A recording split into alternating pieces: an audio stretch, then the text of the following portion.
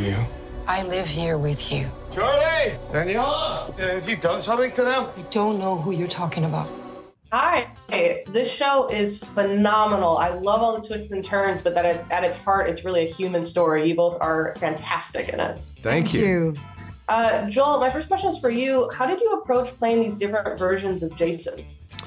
Well, the one thing we kind of realized early on was that if Jason 2, as I call him, was going to pretend to take over or be part of the life of Jason 1's family, that they couldn't really look any different to each other. So the pressure was off there.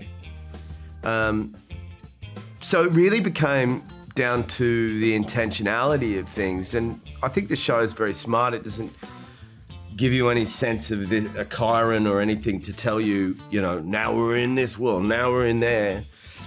It's really about the subtle differences of intention. And I really thought a lot about the book, which I love, but there's a certain coldness to Jason 2 and almost lack of remorse. And I thought it was good for the show that there's a journey for him to experience guilt and the fear of being caught, but certainly guilt of stealing something from another person, which is their life. And what those feelings that can then evolve into feeling the regret of making that decision and moving closer towards an empathetic position of going, I have to acknowledge that I've done the wrong thing, potentially. I'm being relatively cryptic and hopefully not spoilery about it.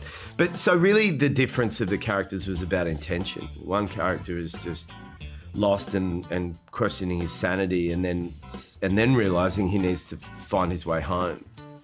And there's a desperation and a real determination to that. And on the other side is really just this person hoping to not be discovered, not for the family not to realize there's a double agent in the house, so to speak, But it's wonderful that I remember when we first started reading that you always were careful to not make Jason 2 a villain, but to have the humanity of it, because it's just a different point of view and a different way of living, but to not make him like an obvious mean person. It's just like he had different reasons. And I always admire that in Joel's work when I was seeing from close apart. It was that it shouldn't be, he's a villain and this is the good guy. He's just, right? Or am I wrong? Because I remember feeling that from you.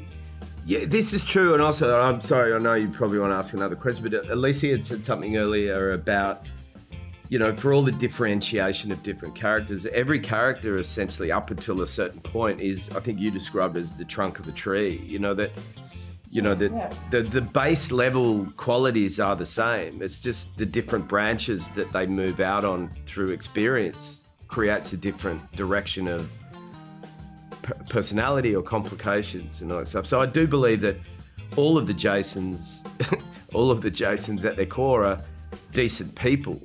And I really believe that about all human beings. They're decent people by circumstances, make decisions that creates judgment potentially of you're a bad dude, It's anyway. True.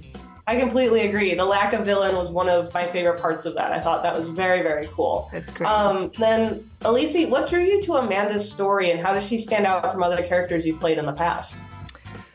I read the 2 first episodes and then I read the book. Finally, I got to read the book afterwards, and I completely fell in love with Blake's work, especially because he's a writer for science fiction, but all his books and all his work is very much character-driven and emotion-driven.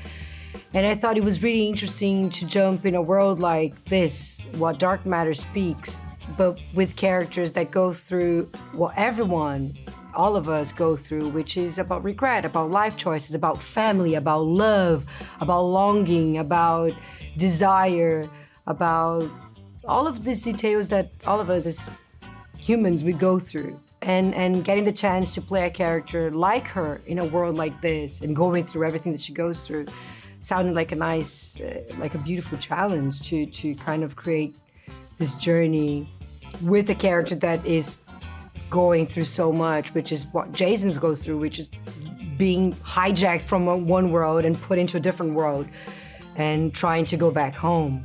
So I thought it was a wonderful story to be told.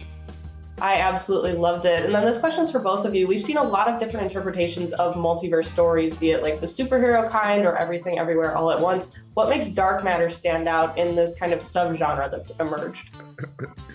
I call it the multiverse for the middle-aged man. No, but in all seriousness, I think a lot of those shows, well, not all of them. I loved Everything Everywhere All at Once. Me too. And I love this just general concept of being able to explore alternate realities.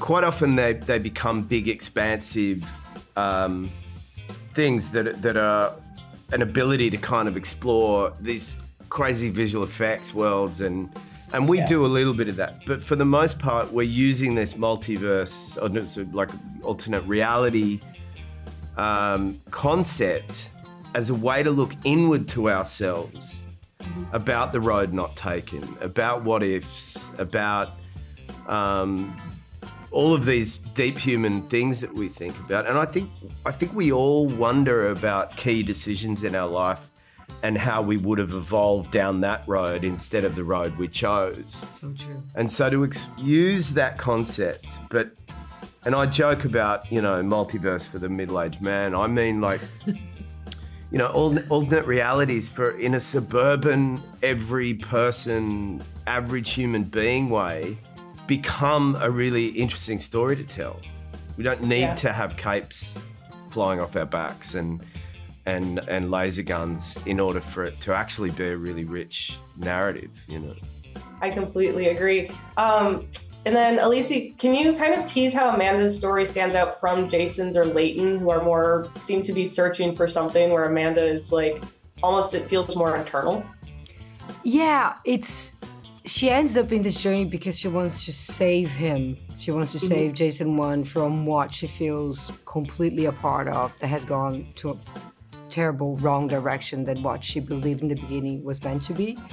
But also, throughout the journey inside the box with someone that she's clearly deeply admiring as a human being, she understands that there's a lot about her life also that she was hiding from herself. And then through this journey, she starts kind of like working it out and deciding to go on a new path. So I think that's why it's more internal, because it's not about, one has a drive to go back home because of the love of his life, because of the love for his son, for his family, from where he is. That's his life.